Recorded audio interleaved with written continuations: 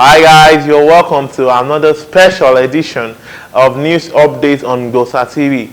I remain your host Alagbe Kayode, and I'll be giving you the full gist, everything that has to do with news, politics in Nigeria and all over Africa. Don't forget to like, subscribe, comment and share our videos. When I come back, we'll be talking about the main gist. I'll be back.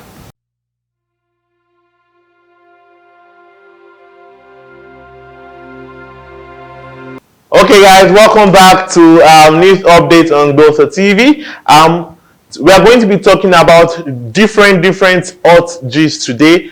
Well, first I'll be talking about the Endsars protest. The IGP has made mention of the Endsars protest as a factor to destabilize the Buhari's government.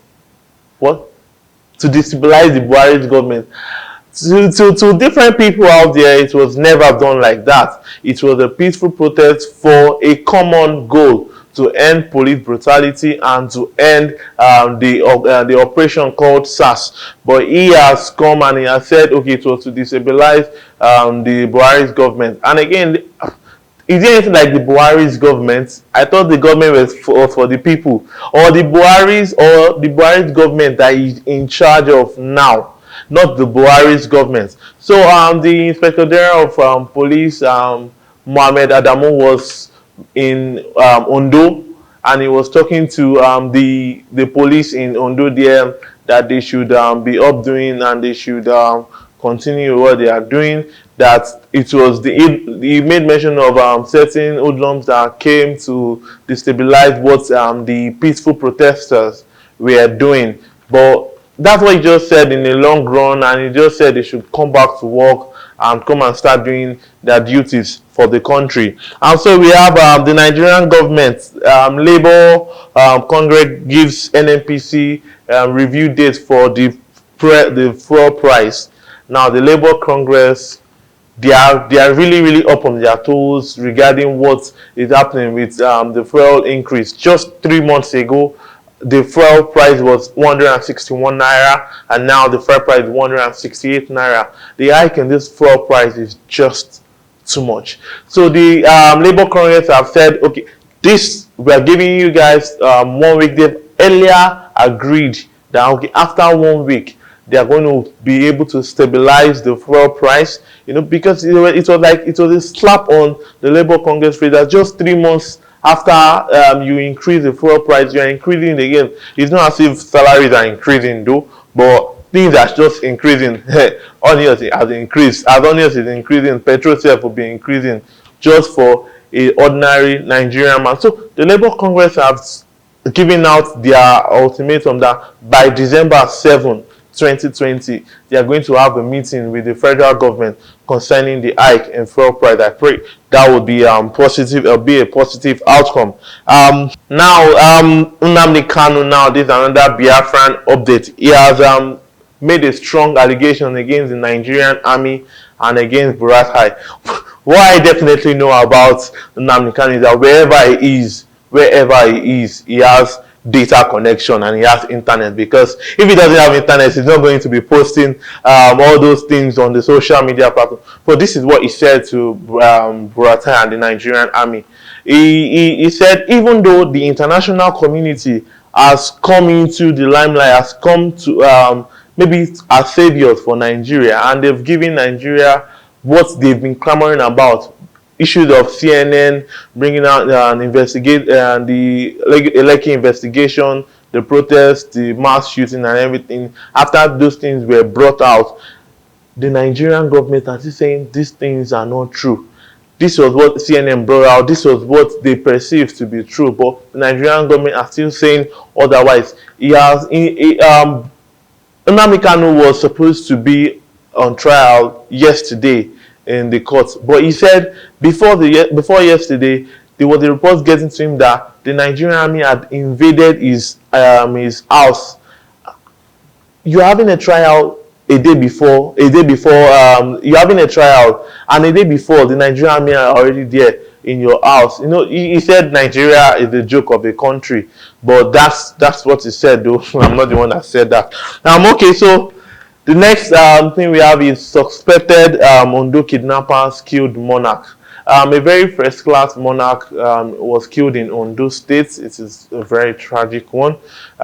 Like every other meetings that this monarch go for, he went for a meeting with his other leaders, and on his way back, I think these kidnappers were supposed to be at the highway, and he was just unfortunate to have met them.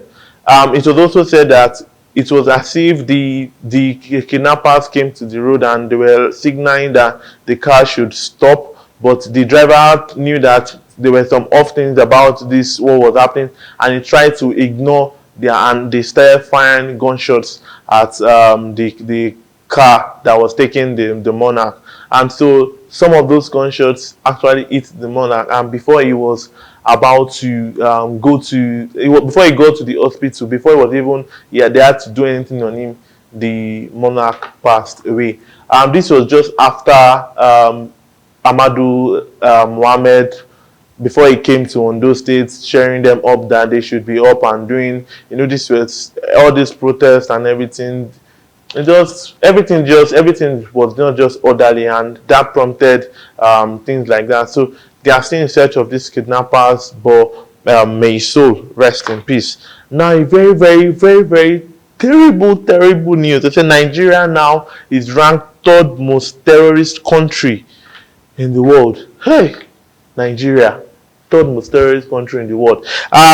Prior to the information gotten from the Global Terrorist Index, it said Nigeria is ranked just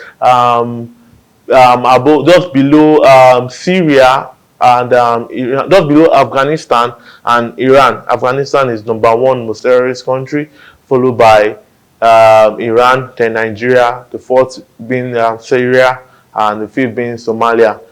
Nigeria, how did we get here? How did we get to the place whereby we are now attaching ourselves to a terrorist nation? This is a country whereby they know that we are not even safe. Okay, we might be people living around the south, people living in Lagos, in Ogun State. They might not really feel this impact of people in the north, what they are really going through every day. Based on the statistics from the Global Terrorism Index, it said that 25% that the Boko Haram suicide bombing has raised by 25%. We had this Fulani herdsmen killing and the likes like that, but now they said even as that one has reduced, the Boko Haram massacre still goes on that. Now they are targeting civilians, and those six, I think it was about 6 suicide bombing. It has killed almost about 72 people in 2019. Imagine 72 people in 2019. The insecurity in this country is really, really alarming, and I just want everything should just work well. I think the government needs to do more concerning security in the north and in the country as a whole. Okay, so the next one that we have for you guys is, okay, this is coming from the IGP to the police officers. He said, don't be shying away from dealing with criminals. Even though we have had the last days of Endsars, we have had the last days of police brutality, that does not mean the police will not still function the way they are supposed to function under the law and the rights of, under the law and guidelines of the Constitution. So the IGP, when he went to Ondo, he has charged them up, he has given them a possibility that even though they are going to be abused, that they should just know that they are doing it for the government. So they've told them that they should be up and doing, and if they see any crime, they should not hold back. They should go for these things thoroughly. Lai Mohammed is already, it's like every week Lai Mohammed is in our show. That man is MVP. So Lai Mohammed has denied the 5 million hate speech fine. This is coming after video evidence. There was a video evidence of Lai Mohammed saying that the 5 million hate speech is for people that feel that they are causing unrest in the country. So, and now he's now saying these things are not true. That he never said anything like that. There was not a 5 million naira bounty on any hate speech or whatever. In fact, there was even a time I was listening to these things on radio that the federal government are trying to put they are trying to put money to any hate speech that they find online. In fact, they wanted to even regulate the social media and how we get access to internet.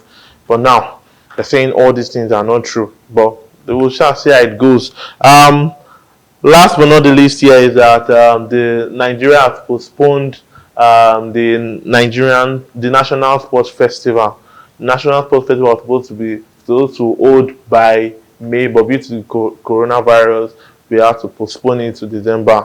But when we come back, when we are during the segment of the sports updates, we'll be giving you everything about, giving you full details about these updates when it comes to sports updates. So thank you guys. We have come to the end of the program. I hope you enjoyed the program. I hope you really learned something from this program and you understand how Nigeria is now. Don't forget to like, subscribe, and comment, share our videos, and don't forget to follow us on our social media platforms.